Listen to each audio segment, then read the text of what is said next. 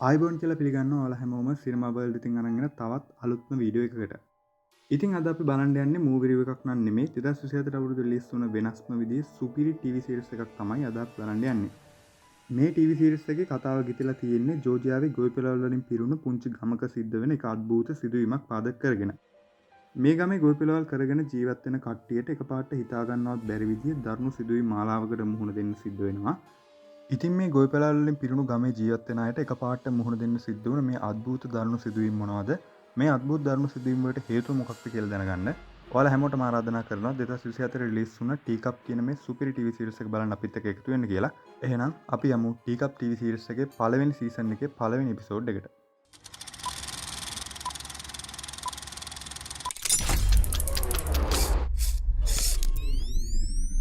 මේ TV series එක පටන් ගද්දිම අපිට පෙන්වන්නේ පාළුගණ කැලෑවක්. මේත් එක්කම අපිට පෙන්නනවා මේ කැලෑව ඇතුළේ එක ගෑනු කෙනෙක් ඉන්නවා. ඒත් මේ ගෑනු කෙනා සාමාන්‍ය විදිහට නම් නෙමෙයි ඉන්නේ. මේ ගෑනු කෙනා ගොඩක් බය වෙලා තමයි ඉන්නේ. මේ ගෑනු කෙනාගේ මූණේ හැමතැනම තුවාල පවා තියෙනවා. ඒ වගේම කවුරු හරි කෙනෙක් මේ ගෑනු කෙනාගේ අත් දෙක ප්ලාස්ටික් කේබල් එකකින් බැඳලා. මේ වෙලාවේ එකපාරට මේ ගෑනු කෙනා මිනිමරෝ කියලා හරි අමුතු විදිහට කෑ ගගහ තමන්ගේ අත් දෙක බැඳලා තියෙන ප්ලාස්ටික් කේබල් එක හයියෙන් ගලක අතුල්ලාගෙන ඒ ප්ලාස්ටික් කේබල් එක කොහොම හරි කපා ගන්නවා. ඊට පස්සේ එකපාරටම කළු පාට දරුණු බල්ලෙක් මෙතෙන්ට ඇවිල්ලා මේ ගෑනු කෙනා පිටිපස්සෙන් පන්නන්න පටන් අරන් මේ ගෑනු කෙනත් Tamanට පුළුවන් තරම් හයියෙන් දුවනවා ඒ දරුණු බල්ලගෙන් බේරෙන්න. ඉතින් මෙන්න මේ සිද්ධියෙන් පස්සේ තමයි මේ ටීවී සීරීස් එකේ පළවෙනි සීසන් එකේ පළවෙනි එපිසෝඩ් එක පටන් ගන්නේ. පළවෙනි එපිසෝඩ් එක පටන් ගද්දිම අපිට පෙන්නනවා පුංචි කුරුමිනියෙක් චැනල් එක වහලා ඉන්නවා. ඊට පස්සේ ටිකක් මැදි වයස ගෑනු කෙනෙක් ඇවිල්ලා මේ කුරුමිනියා උඩින් තේ කෝප්පයක් තියලා මේ කුරුමිනියව අල්ල ගන්නවා. ඉතින් මේ මැදි වයස ගෑනු කෙනාගේ නම තමයි මැගි. මේ මැගිම තමයි මේ ටීවී සීරීස් එකේ ප්‍රධාන චරිත විදිහට රඟපාන්නේ. ඊට පස්සේ මැගි මේ තේ කෝප්පෙට කන තියලා සද්ද අහන්න ළඟ හිටපු එයාගේ පුතාටත් එන්න කියලා කියනවා. බලන්නකො මේ සද්ද නිකන් පුංචි තේ කෝප්පයක් ඇතුළේ තියෙන විශාල කුණාටුවක් වගේ නේද කියලා. ඊට පස්සේ මැගි එයාගේ පුතා ආලෝට කියනවා ගිහින් කොල කෑල්ලක් අරන් එන්න කියලා. ඊට පස්සේ ආලෝ කොල කෑල්ලක් අරන් ආවම මැගි ඒ කොල කෑල්ල ජනේලේ වීදුරුවයි කෝප්පේ අතරින් යවලා මේ කුරුමිනියව කෝප් ඇතුළට වට්ටගෙන ආලෝට කියනවා මම එළියට ගිහින් මේ කුරුමිනියව අතහරින්නම් ඔයා ජනේලෙ ඉඳන් බලන් ඉන්න කියලා. මේ වෙලාවේ ආලෝ එයාගේ අම්මා මැගීට කියනවා තාත්තා මේ වැඩේ ගැන දැනගත්තොත් එයාත් සතුටු වෙන්නේ නේද කියලා. ඒත් මැගී ඒකට පොඩ්ඩක්වත් කැමති නැහැ. මැගී ආලෝට කියනවා තාත්තට කියන්න ඕනේ නැහැ මේක අපි දෙන්න අතර විතරක් තියාගමු කියලා. ඉතින් මැගී මේ කිව්ව කතාවෙන් අපිට හිතා ගන්න පුළුවන් සමහර විට මැගී සහ එයාගේ හස්බන්ඩ් අතර එච්චර හොඳ සම්බන්ධයක් නැතුව ඇති. ඊට පස්සේ මේ කුරුමිනියව හිර කරලා තියෙන කෝප්පෙත් අරන් කාමරේටලා ඉන්න එයාගේ දුව මෙරිල්ලත් බලලා මැගී පහලට යනවා ආලෝටත් පේන්න අර කුරුමිනියව නිදාස් කරලා යවන්න. මේ අතරතුර අපිට පෙන්නනවා මැගීගේ හස්බන්ඩ්ගේ අම්මා කුස්සියට වෙලා රෑ කෑම හදා දින්නවා. ඉතින් මෙයාගේ නම තමයි එලන්. එලන් මේ වෙලාවේ හරිම විනෝදයෙන් රේඩියෝ එකේ සින්දුවකුත් අහන ගමන් තමයි රෑ කෑම ලෑස්ති කර කර ඉන්නේ. ඔන්න මේ වෙලාවේ ටිකක් අමුතු සිද්ධියක් වෙනවා. එලන් සින්දු අහන ගමන් හිටපු රේඩියෝ එකේ එකපාරට ෆ්‍රීකවෙන්සි එක වැඩි වෙලා කනට අහන් ඉන්න අමාරු සද්දයක් එන්න පටන් ගන්නවා. ඉතින් එල්ලොත් රේඩියෝ එක ළඟට ගිහිල්ලා බලනවා මොකක්ද මේක පාට වුනේ කියලා. ඒත් එක්කම වගේ ඒ සද්ද නැති වෙලා ආපහු එලන් අහා හිටපු සින්දුව ප්ලේ වෙන්න පටන් ගන්නවා. ඊට පස්සේ අපිට ආපහු පෙන්වන්නේ මැගීව. මැගී එයා අල්ලගත්ත කුරුමිනියව ආලෝටත් පේන්න නිදාස් කරලා යවන්න යන ගමන් ඉද්දි මැගීගේ හස්බන්ඩ් ජේම්ස් ඇවිල්ලා මැගී එක්ක කතා කරනවා. ඉතින් ජේම්ස් කියන්නේ ඉස්කෝලේ එක ඉංග්‍රීසි උගන්වන ගුරුවරයෙක්. ජේම්ස් කියනවා එයාලා ගාව ඉන්න අශ්වෝ මේ දවස්වල ටිකක් අමුතු විදියට හැසිරෙනවා හරියට නිකන් මොකක් හරි දෙයකට බය වෙලා වගේ කියලා. ඊට පස්සේ ජේම්ස් මැගීට කියනවා පොඩ්ඩක් අශ්වය ගැන බලන්න කියලා. මොකද මැගී කියන්නේ පශු වෛද්‍යවරියක්. ඒ වගේම මැගී එයාලගේ ෆාම් එකේම සත්තු වෙනුවෙන් ක්ලිනික් එකක් පවා කරනවා. ඉතින් මේ වෙලාවේ මැගී ජේම්ස් එක්ක කතා කරන්න එච්චර හිත හොඳින් නම් නෙමෙයි. ඒ වගේම මැගී ජේම්ස්ගේ අම්මා එලන් එක්කත් ප්‍රශ්නයක් දාගෙන ඉතින් ජේම්ස් මැගීට කියනවා අම්මත් එක්ක කතා කරලා ෂේප් වෙන්න කතා කරන්න නැතුව ඉන්න එපා කියලා. ඒත් මැගී ඒ ගැන මුකුත්ම නොකිය එතනින් යනවා ආලෝට පේන්න තේ කෝප්පේ ඉන්න කුරුමිනියව නිදාස් කරලා යවන්න. ඊට පස්සේ අපිට පෙන්නනවා මැගී ආලෝටත් පේන්න අර කුරුමිනියව නිදාස් කරලා යවනවා. ආලෝත් ජනේල ගාව ඉඳන් හරිම සතුටින් ඒ දිහා බලාගෙන ඉන්නවා. ඊට පස්සේ මැගී කිලින්ම යන්නේ එයාලගේ අශ්වයන්ට මොකක්ද වෙලා තියෙන්නේ කියලා බලන්න. මොකද ජේම්ස් කිව්වා මේ දවස්වල අශ්වෝ හරිම අමුතු විදිහට හැසිරෙන්නේ හරියට නිකන් මොකක් හරි දෙයකට බය වෙලා වගේ කියලා. මේ අතරතුරම අපිට ආලෝව පෙන්නනවා. ආලෝ තාමත් ජනේලෙන් එළිය දිහා බලාගෙන තමයි ඉන්නේ. ඉතින් මේ වෙලාවේ ආලෝ දකිනවා එයාලා ඇති කරන එළු පැටියෙක් කැලේ පැත්තට දුවගෙන යනවා. ඉතින් ආලෝත් මේ සිද්ධිය දිහා අවධානයෙන් බලාගෙන ඉඳලා ආලෝ ජනේල ගාව යනවා. ඊළඟට අපිට ආයෙමත් අශ්වය ගැන බලන්න ආපු මැගීව පෙන්නනවා. ඇත්තටම ජේම්ස් කිව්වා වගේම අශ්වය අමුතු විදිහට කලබල වෙලා තමයි ඉන්නේ. හරියට නිකන් මොකක් හරි දෙයකට බය වෙලා වගේ. ඒත් මැගීටවත් හිතා ගන්න බෑ මොකක්ද මේ අශ්වයන්ට වෙලා තියෙන්නේ කියලා. ඊට පස්සේ මැගී ආපහු එයාලගේ ගේ ඇතුළට යනවා. මේත් එක්කම අපිට පෙන්නනවා ආලෝ පහලට ඇවිල්ලා කැලේ පැත්තට ඇවිදගෙන යනවා. මොකද ආලෝ ජනේලෙන් බලන් දැක්කා එයාලගේ එළු පැටියෙක් කැලේ පැත්තට ගියා. ඉතින් ඒ එළුවව හොයාගෙන තමයි යාළුවෝ කැලේ පැත්තට යන්නේ. කොහොම හරි යාළුවෝ එළුවව හොයාගෙන කැලේ ඇතුළටම යනවා. දැන් හොඳටම හවස් වෙලා කරුවලත් වැටිගෙන ඉන්නේ. ඒත් පුංචි යාළුවට නම් ඒ ගැන ගාණක් නැහැ. ආලෝ මෙහෙම කැලේ ඇවිදින ගමන් හිද්දී අපිට පෙන්නනවා ආලෝගේ පිටිපස්සේ ඉඳන් ලේ පෙරාගත්ත ගෑනු කෙනෙක් ආලෝ දිහා බලාගෙන ඉන්නවා. ඉතින් මේ ගෑනු කෙනාව තමයි එපිසෝඩ් එක පටන් ගද්දි මුලින්ම අපි දැක්කේ. ඊට පස්සේ අපිට ආපහු පෙන්නන්නේ මැගීව. මැගී මේ වෙලාවේ එලන්ට රෑ කෑම හදන්න උදව් කරන ගමන් තමයි ඉන්නේ. ඒත් මැගී එලන් එක්ක කතා කරන්නේ නැහැ. අපි දැනටමත් දන්නවා මැගී එලන් එක්ක ප්‍රශ්නයක් දාගෙන එලන් එක්ක තරහ වෙලා ඉන්නේ කියලා. ඉතින් ඒකට හේතුව තමයි මැගී කලින් දවසක එලන්ට හොඳට බැනලා තියෙනවා. ඔයා ඩ්‍රග්ස් වලට ඇබ්බැහි වෙලා ඉන්නේ. ඔයාට තියෙන යාල් පැනපු මොලයක් කියලා. ඉතින් මෙන්න මේ හේතුව නිසා තමයි මැගී එලන් එක්ක තරහින් ඉඳලා තියෙන්නේ. කොහොම හරි මේ වෙලාවේ මැගී එලන්ට කතා කරලා කලින් බැනපෙකට එලන්ගේ සමාව ඉල්ලනවා. ඉතින් එලනුත් මැගීට සමාව දීලා මැගීත් එක්ක හොඳට කතා කරලා දෙන්නම එකතුලා රෑ කෑම හදනවා. ඔන්න ඊට පස්සේ රෑ කෑම හදලා ඉවරලා මැගී ආලෝගේ කාමරයට යනවා ආලෝට කෑම කන්න එන්න කියන්න. ඒත් ආලෝ එයාගේ කාමරේ පේන්නේ නැහැ. ඊට පස්සේ මැගී එයාගේ දුව මෙරිල්ගේ කාමරයට ගිහින් මෙරිල්ගෙනුත් අහනවා ආලෝ දැක්කද කියලා. ඒත් මෙරිල් දන්නෙත් නැහැ ආලෝ කොහෙද ගියේ කියලා.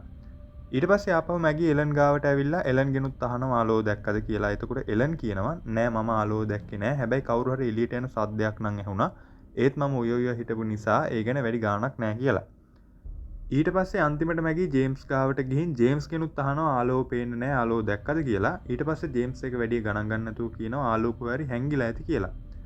ජේම්ස් ආලෝ නෑ කියලා වැඩි ගණන් ගන්න නැතුව එහෙම කියන්නත් හේතුවක් තියෙනවා. මොකද ආලෝ කලින් වතාවකත් අල්මාරිය ඇතුලේ හැංගිලා ඉඳලා තියෙනවා ගෙදර අයව බය කරන්න. ඉතින් මේ විදිහට කීප වතාවක්ම ගේ ඇතුලේ එක එක තැන්වල හැංගිලා ගෙදර අයව බය කරන එක ආලෝගේ පුරුද්දක් වෙලා තියෙනවා.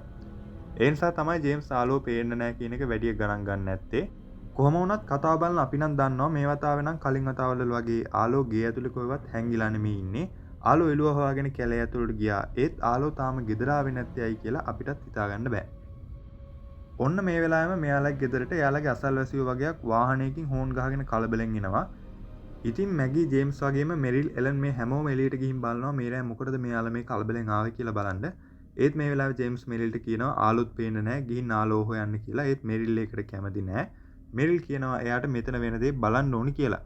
ඊට පස්සේ ජේම්ස් එයාගේ අම්මා එලන්ට කියනවා ආලෝ හොයන්න කියලා. ඉතින් ඊට පස්සේ එලන් ආලෝ ගෙදර කොහේ හරි හැංගිලා ඇති කියලා ආලෝ හොයන්න ගේ ඇතුළට යනවා. මේ ආපු කට්ටිය මේ කලබලෙන් ඇවිල්ලා තියෙන්නේ නිකම්ම නෙමෙයි. ජේම්ස්ලාගේ අශ්වයා අමුතු විදියට හැසිරුණා වගේම එයාලගේ ස්කවුට් කියන අශ්වයාත් අමුතු විදියට හැසිරලා කලබල වෙලා ඒ අශ්වයාට තුවාල වෙලා තියෙනවා. ඉතින් ඒ අශ්වයාවත් එක්කගෙන ඒ අශ්වයාට මැගීට කියලා බෙහෙත් කරව ගන්න තමයි මෙයාලා මේ ඇවිල්ලා තියෙන්නේ. මොකද මැගී කියන්නේ පශු වෛද්‍යවරියක්. ඊට පස්සේ මේ වාහනේ එලවගෙන ආපු පිරිමි කෙනා මැගීට එයාලගේ අශ්වයා ස්කවුට්ට පෙන්නනවා. මේ පිරිමි කෙනාගේ නම තමයි රූබන්. රූබන් එක්ක රූබන්ගේ පුතා නිකලසුයි එයාගේ වයිෆ් වැලරියත් ඇවිල්ලා තියෙනවා. ඉතින් මේ වැලරියා වැඩ කරන්නේ ජේම්ස් ගුරුවරයෙක් විදිහට වැඩ කරන ඉස්කෝලෙම තමයි. ඒ වගේම රූබන් මැගීට කියනවා නිකලස් ස්කවුට් එක එයාටම තුවාල කරගන්නවා දැක්කා කියලා.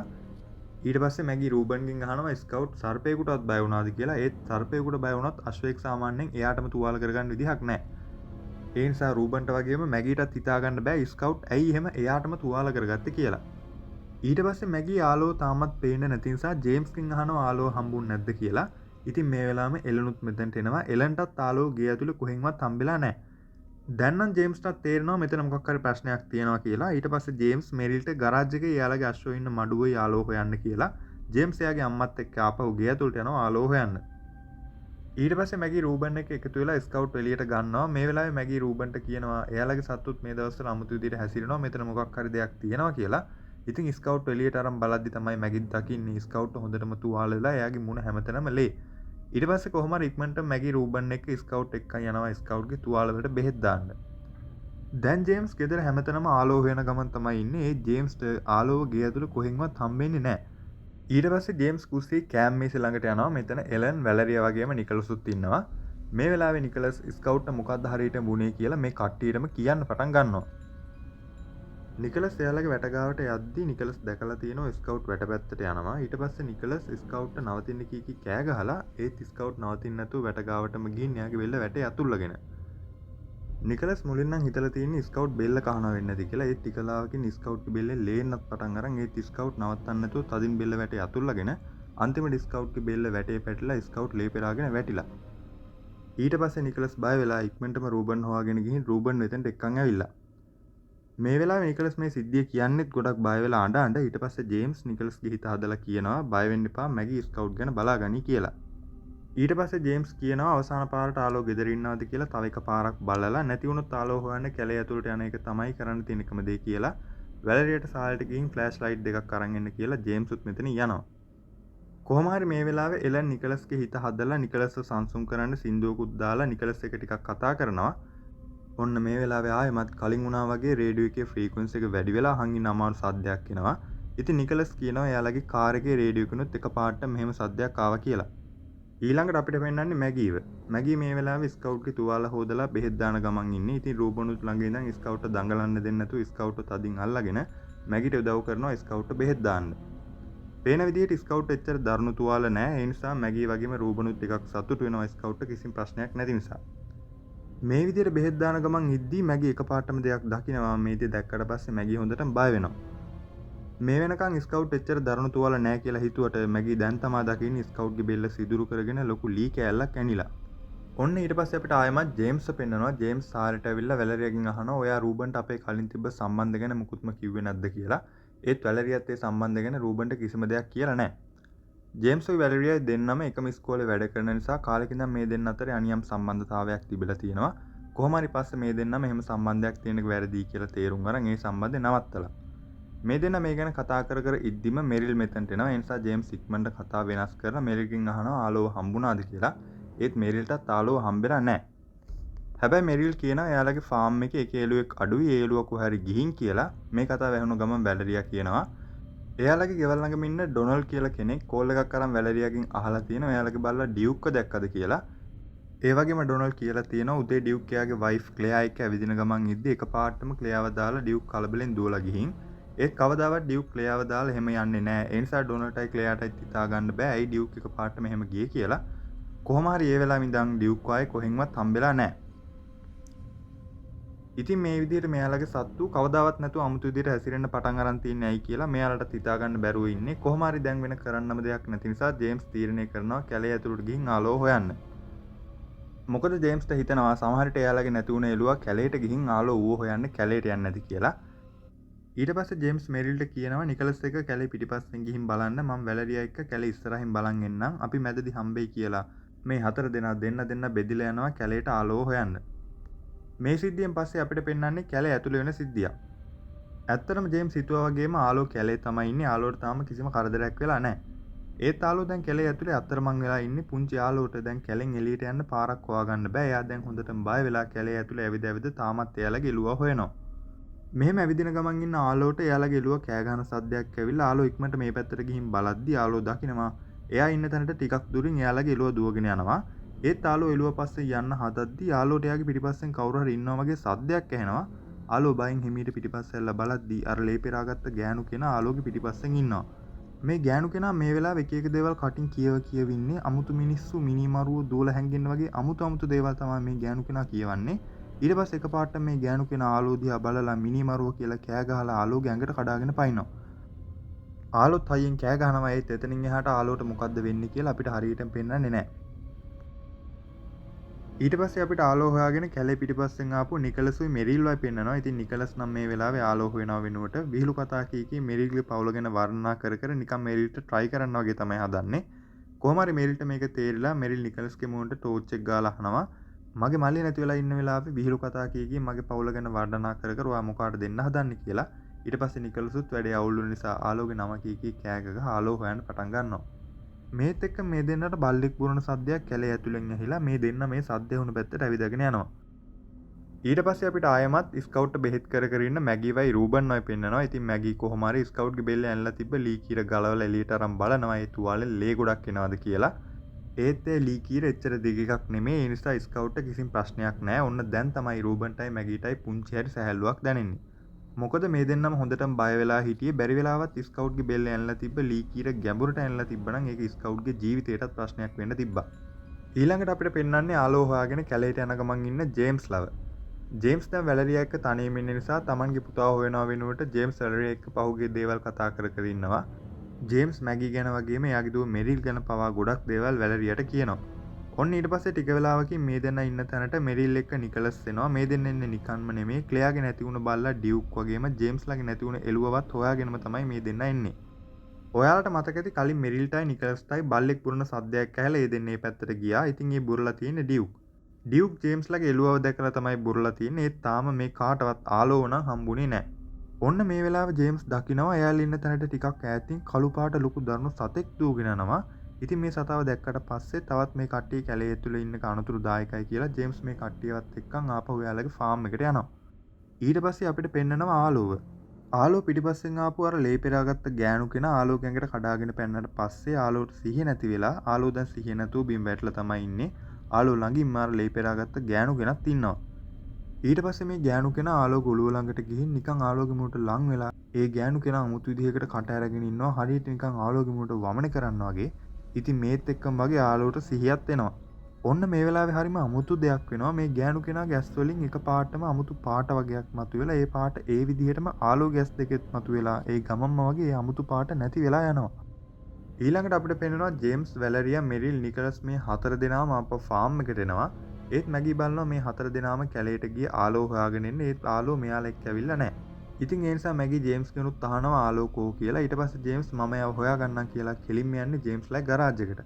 ඔන්න මේ වෙලාවේ මැගීලාගේ ෆාම් එකට ඩොනල්ඩ් එක්ක ඩොනල්ඩ්ගේ වයිෆ් ක්ලෙයත් එනවා. ඊට පස්සේ මැගී ඩොනල්ඩ් ගෙනුත් අහනවා එයාලගේ පුතා ආලෝ දැක්කද කියලා. ඒත් එයාලත් ආලෝ දැකලා නැහැ. ඩොනල්ඩ් ක්ලෙයා එක්ක එකතු වෙලා එයාලගේ බල්ලා ඩියුක් හොය තමයි ඉඳලා තියෙන්නේ. කොහොම හරි දැන් එයාලට එයාලගේ ඩියුක්වත් හම්බුණා. ඊට පස්සේ ගරාජ් එකට ගියපු ජේම්ස් බේස්බෝල් බැට් එකකුත් අරන් මෙතනට එනවා. මේක දැකලා මැගී ජේම්ස්ගෙන් අහනවා මොකටද බේස්බෝල් බැට් එකක් කියලා. ඉතින් ඊට පස්සේ තමයි ජේම්ස් කියන්නේ කැලේ දිහා කළු පාට වූර්කෙක් වගේ දරුණු සතෙක් දැක්ක කියලා. මේ කතාව අහගෙන හිටපු ඩොනල්ඩ් ඊට පස්සේ කියනවා ඔයාලා දැක්කේ වූර්කෙක් නෙමෙයි ඒ දරුණු පිස්සු බල්ලෙක්. ඌ මගේ ඇඟටත් කඩාගෙන පනින්න හැදුවා. ඔයාලගේ ළමයි උගෙන් පරිස්සම් කරගන්න වෙනවා. අපි ඒ ගැන කියන්න තමයි මෙහෙට ආවේ කියලා ඩොනල්ඩ් එයාලා ආපු කැබ් එකෙන් ගන් එකක් අරගෙන එනවා. ඊට පස්සේ එකපාරටම ජේම්ස්ගේ අම්මා එලන් ජේම්ස්ට කතා කරලා කැලේ පැත්ත පෙන්නනවා. එතකොට තමයි හැමෝම දකින්නේ මෙච්චරලා එයාලට හොයාගන්න බැරුව හිටිය ආලෝ තනියම කැලේ ඉඳන් ඇවිදගෙන එයාලගේ ෆාම් එකට එනවා. ඉතින් ඊට පස්සේ මැගී ඉක්මනට මෙයාගේ පුතා ආලෝ ගාවට දුවගෙන ගිහින් ආලෝගෙන් අහනවා කොහෙද ඔයා ගියේ කියලා. ඒත් ආලෝ එක වචනයක්වත් කතා කරන්නේ නැහැ. ඒ වගේම මැගී දකිනවා ආලෝ ගැතේ තුවාල පවා තියෙනවා. හරියට නිකන් කවුරු හරි ආලෝ ඇදගෙන ගිහින් වගේ. ඊට පස්සේ මැගී ආලෝගෙන් අහනවා කවුද ඔයාට තුවාල කරේ කියලා. ඒත් ඒ ගැන මුකුත්ම කියන්නේ නැතුව ආලෝ එකපාරටම අමුතු මිනිස්සු මිනිමරුවෝ දුවලා හැංගෙන්න වගේ වචන එක දිගටම කියන්න ගන්නවා. හරියට නිකන් කැලේ ඇතුලේ ලේ පෙරාගෙන හිටපු ගෑනු කෙනා කියව වගේම. ඉතින් මැගී ජේම්ස් වගේම මෙතන ඉන්න හැමෝම බය වෙලා බලන් ඉන්නවා ආලෝ මේ අමුතු විදිහට හැසිරෙන එක දිහා. මේ කාටවත් හිතා ගන්න බෑ ආලෝට මේ මොකද්ද වෙලා තියෙන්නේ කියලා. ඊට පස්සේ අපිට ආයෙමත් කැලේ ඇතුලේ හිටපු ගෑනු කෙනාව පෙන්නනවා. මේ ගෑනු කෙනා දැන් ගහක් ගාව බිම ඉඳගෙන එයාට උදව් කරන්න කී කෑ ගහ ඉන්නේ. ඒත් මේ ගෑනු කෙනා කලින් වගේ විකාර දේවල් දැන් කියවන්නේ නැහැ. ඒ වගේම කලින් ඉංග්‍රීසි වලින් එක එක විකාර කියවපු මේ ගෑනු කෙනා දැන් කතා කරන්නේ ස්පැනිෂ් වලින්. ඉතින් කොහොමද එහෙම වුනේ? ඒ වගේ මෙච්චරලා පැය ගාණක් කැලේ අතරමං වෙලා කැලෙන් එළියට එන්න පාරක් හොයාගන්න බැරුව හිටපු ආලෝ කොහොමද එකපාරටම තනියම පාර හොයාගෙන තනියම කැලෙන් එළියට ආවේ? මේ ප්‍රශ්න වලට උත්තර නම් තාමත් අපිට හිතා ගන්න බෑ. ඊට පස්සේ ටික වෙලාවකින් මේ ගෑනු කෙනාට එයාගේ ඉස්සරහින් සතෙක් ගොරවන සද්දයක් ඇහිලා මේ ගෑනු කෙනා ඒ දිහා බලද්දී අර කළු පාට දරුණු බල්ලා එකපාරට මේ ගෑනු කෙනාගේ ඇඟට කඩාගෙන පැනලා මේ ගෑනු කෙනාව මරලා දානවා. එපිසෝඩ් එක අවසානටම අපිට පෙන්නනවා ගෑස් මාස්ක් එකක් දාගත්ත පිරිමි කෙනෙක් කාර් එකකින් ඇවිල්ලා ජේම්ස්ලාගේ ෆාම් එකෙන් එළියේ බිම ස්ප්‍රේ ගන් එකක් පාවිච්චි කරලා නිල් ඉරක් දිගට මැදගෙන යනවා. හරියට නිකන් මොකක් හරි ප්‍රදේශයක් වෙන් කරනවා වගේ. ඉතින් මෙන්න මේ විදිහට තමයි ටීකප් TV සීරීස් එකේ පළවෙනි එපිසෝඩ් එක ඉවර වෙන්නේ. එහෙනම් ඊළඟ එපිසෝඩ් එකකින් හම්බ වෙනකන් අදට ගිහින් එන්න හැමෝටම සුබ දවසක්.